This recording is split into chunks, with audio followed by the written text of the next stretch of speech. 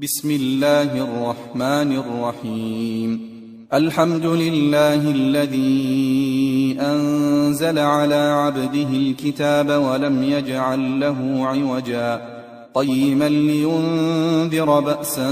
شديدا من لدنه ويبشر المؤمنين الذين يعملون الصالحات أن لهم أجرا حسنا ماكثين فيه أبدا وينذر الذين قالوا اتخذ الله ولدا ما لهم به من علم ولا لآبائهم كبرت كلمة تخرج من أفواههم إن يقولون إلا كذبا فلعلك باخع نفسك على آثارهم إن لم يؤمنوا بهذا الحديث أسفا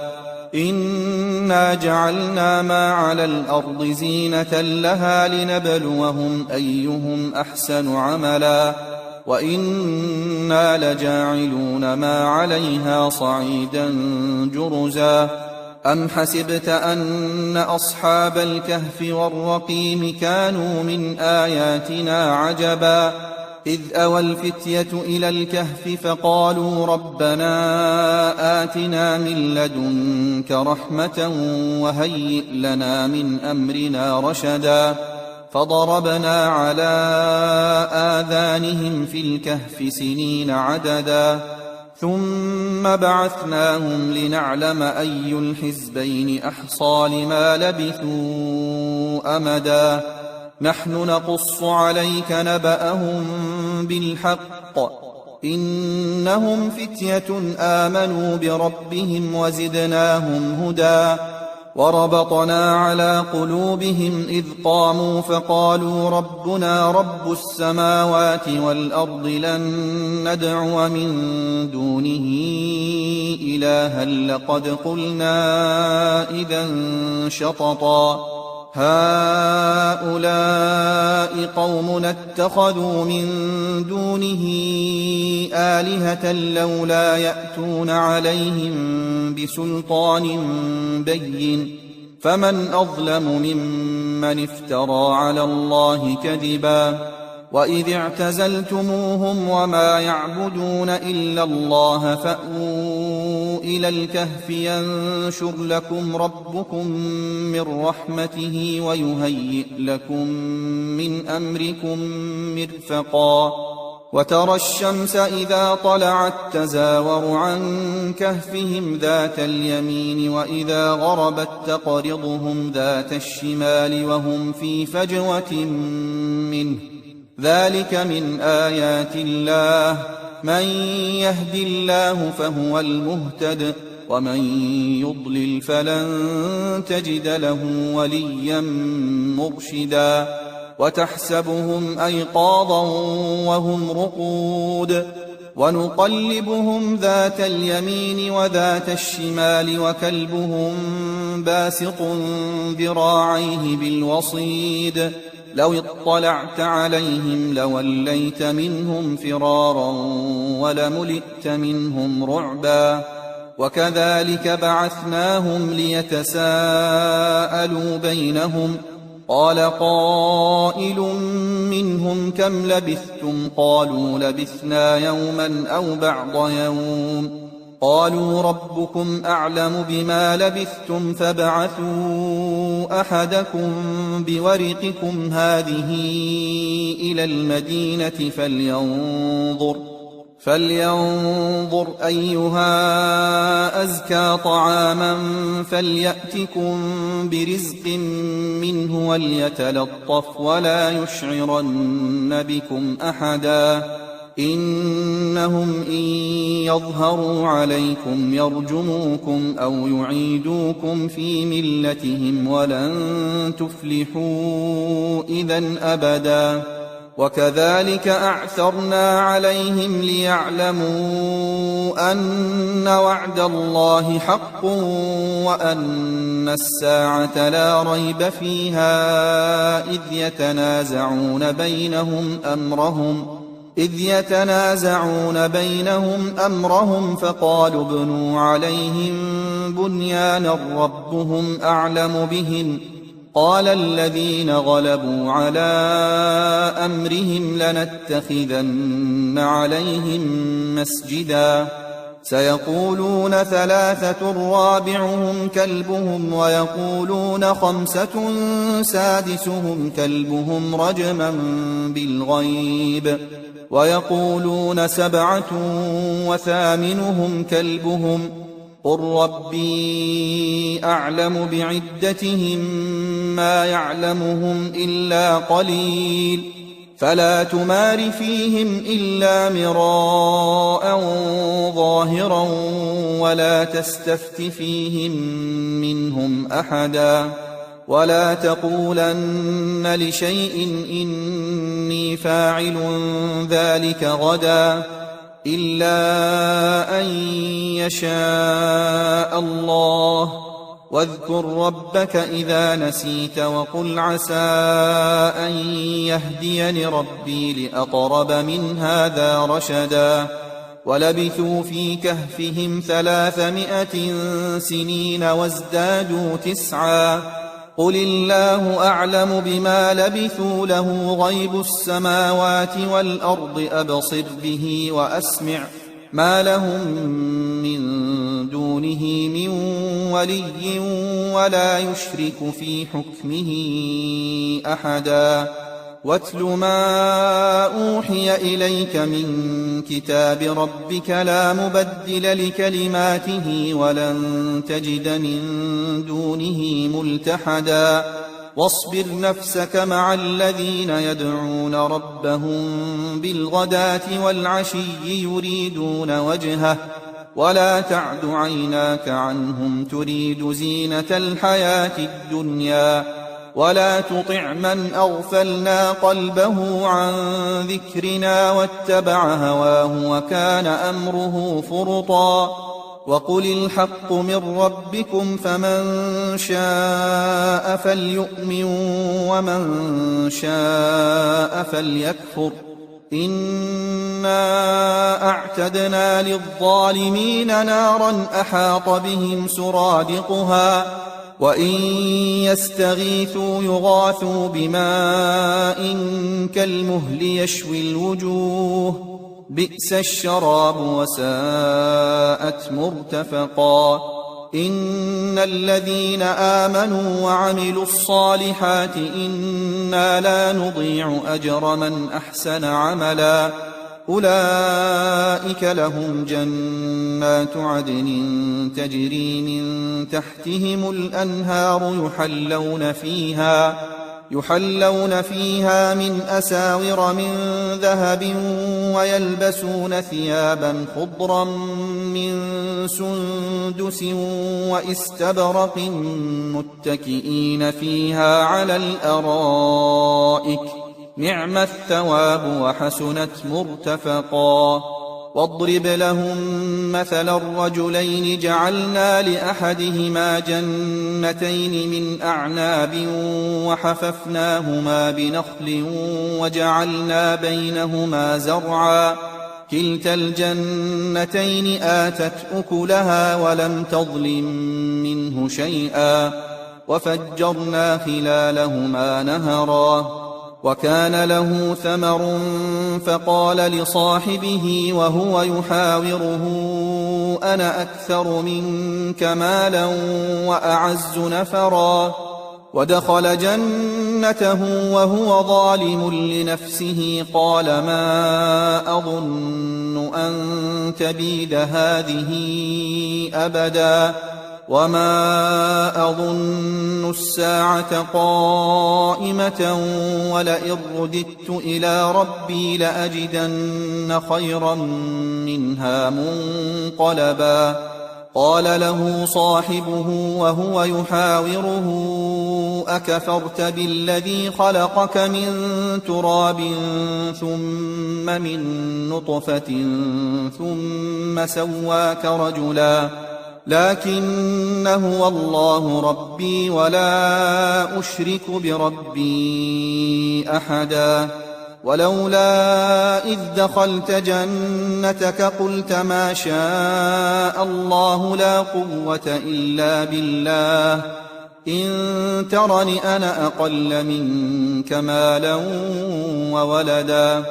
فعسى ربي أن يؤتيني خيرا من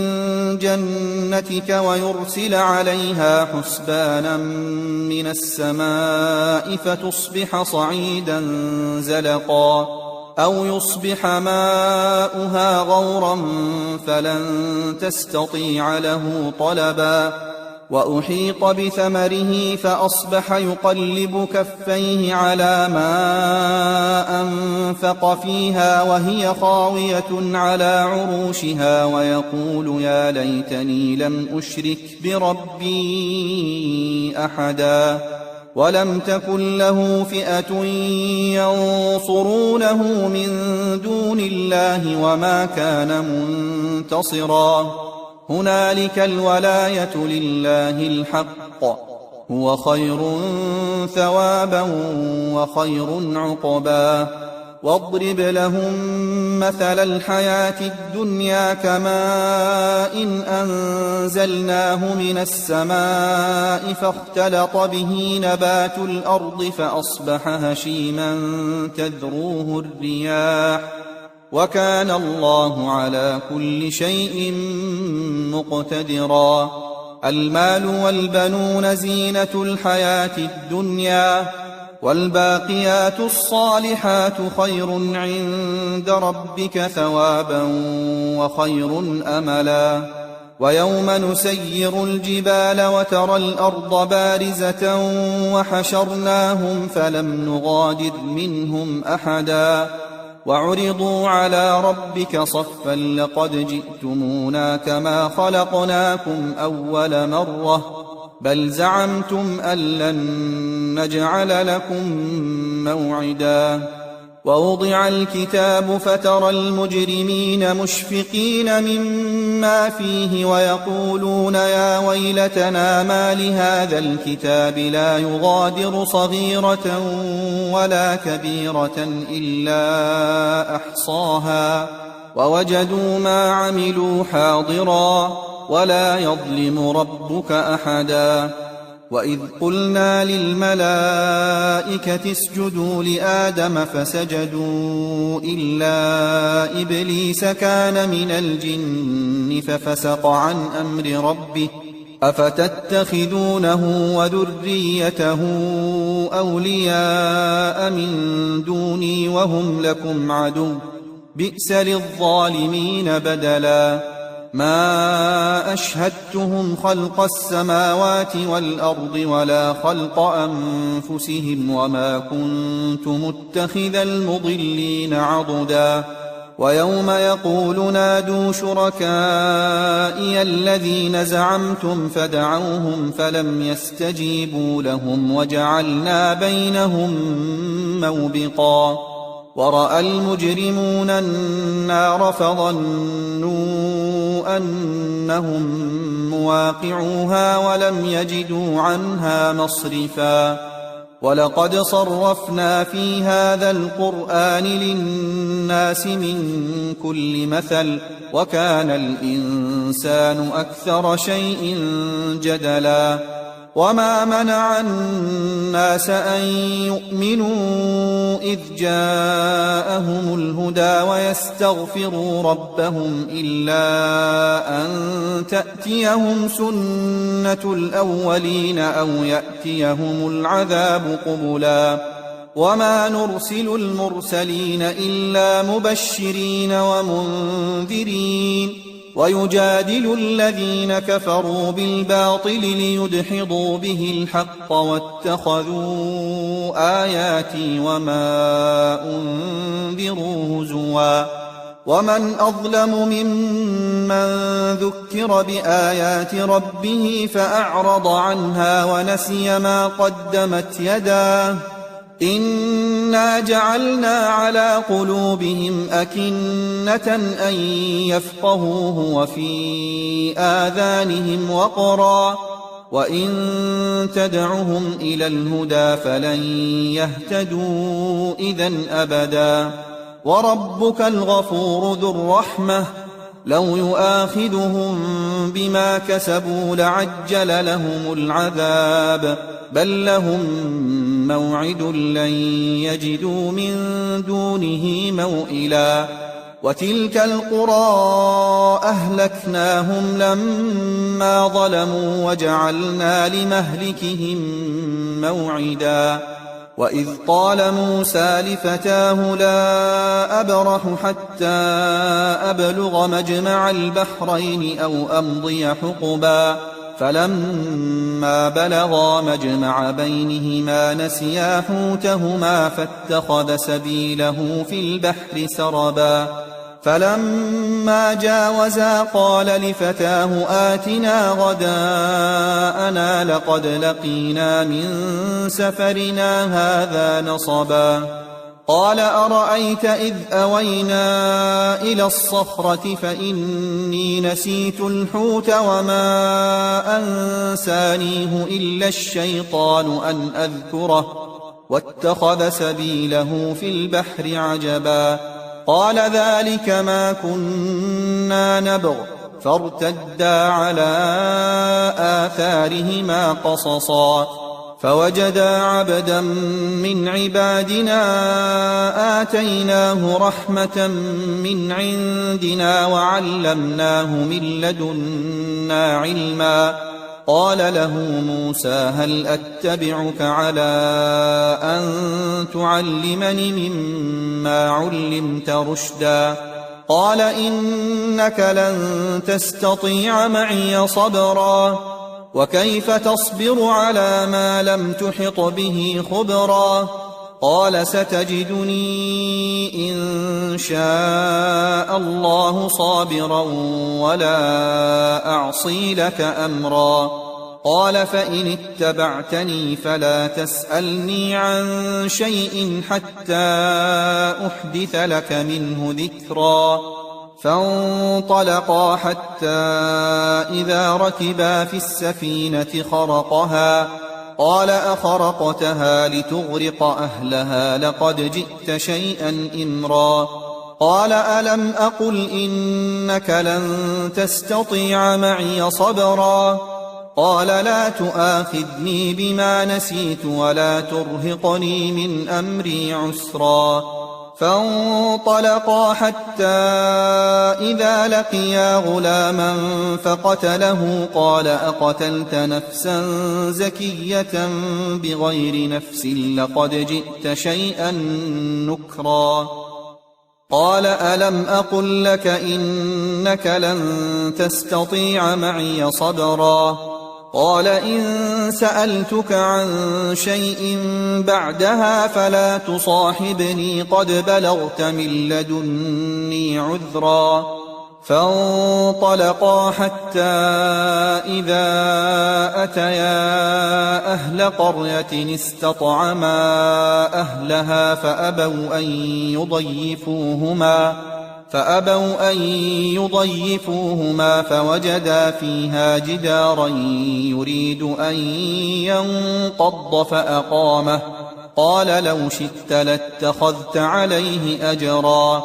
قال هذا فراق بيني وبينك سأنبئك بتأويل ما لم تستطع عليه صبرا أما السفينة فكانت لمساكين يعملون في البحر فأردت أن أعيبها وكان وراءهم ملك يأخذ كل سفينة غصبا وأما الغلام فكان أبواه مؤمنين فخشينا أن يرهقهما طغيانا وكفرا فأردنا أن يبدلهما ربهما خيرا منه زكاة وأقرب رحما وأما الجدار فكان لغلامين يتيمين في المدينة وكان تحته كنز لهما وكان أبوهما صالحا وكان أبوهما صالحا فأراد ربك أن يبلغا أشدهما ويستخرجا كنزهما رحمة من ربك وما فعلته عن أمري ذلك تأويل ما لم تسطع عليه صبرا ويسألونك عن ذي القرنين قل سأتلو عليكم منه ذكرا إنا مكنا له في الأرض وآتيناه من كل شيء سببا فأتبع سببا حتى إذا بلغ مغرب الشمس وجدها تغرب في عين حمئة ووجد عندها قوما قلنا يا ذا القرنين إما أن تعذب وإما أن تتخذ فيهم حسنا قال أما من ظلم فسوف نعذبه ثم يرد إلى ربه فيعذبه عذابا نكرا وأما من آمن وعمل صالحا فله جزاء الحسنى وسنقول له من أمرنا يسرا ثم أتبع سببا حتى إذا بلغ مطلع الشمس وجدها تطلع على قوم لم نجعل لهم من دونها سترا كذلك وقد أحطنا بما لديه خبرا ثم أتبع سببا حتى إذا بلغ بين السدين وجد من دونهما قوما لا يكادون يفقهون قولا قالوا يا ذا القرنين إن يأجوج ومأجوج مفسدون في الأرض فهل نجعل لك خرجا على أن تجعل بيننا وبينهم سدا قال ما مكني فيه ربي خير فأعينوني بقوة أجعل بينكم وبينهم ردما آتوني زبر الحديد حتى إذا ساوى بين الصدفين قال انفخوا حتى إذا جعله نارا قال آتوني أفرغ عليه قطرا فما استطاعوا أن يظهروه وما استطاعوا له نقبا قال هذا رحمة من ربي فإذا جاء وعد ربي جعله دكاء وكان وعد ربي حقا وتركنا بعضهم يومئذ يموج في بعض ونفخ في الصور فجمعناهم جمعا وعرضنا جهنم يومئذ للكافرين عرضا الذين كانت أعينهم في غطاء عن ذكري وكانوا لا يستطيعون سمعا أفحسب الذين كفروا أن يتخذوا عبادي من دوني أولياء إنا أعتدنا جهنم للكافرين نزلا قل هل ننبئكم بالأخسرين أعمالا الذين ضل سعيهم في الحياة الدنيا وهم يحسبون أنهم يحسنون صنعا أولئك الذين كفروا بآيات ربهم ولقائه فحبطت أعمالهم فلا نقيم لهم يوم القيامة وزنا ذلك جزاؤهم جهنم بما كفروا واتخذوا آياتي ورسلي هزوا إن الذين آمنوا وعملوا الصالحات كانت لهم جنات الفردوس نزلا خالدين فيها لا يبغون عنها حولا قل لو كان البحر مدادا لكلمات ربي لنفد البحر قبل أن تنفد كلمات ربي ولو جئنا بمثله مددا قل إنما أنا بشر مثلكم يوحى إلي أنما إلهكم إله واحد فمن كان يرجو لقاء ربه فليعمل عملا صالحا ولا يشرك بعبادة ربه أحدا.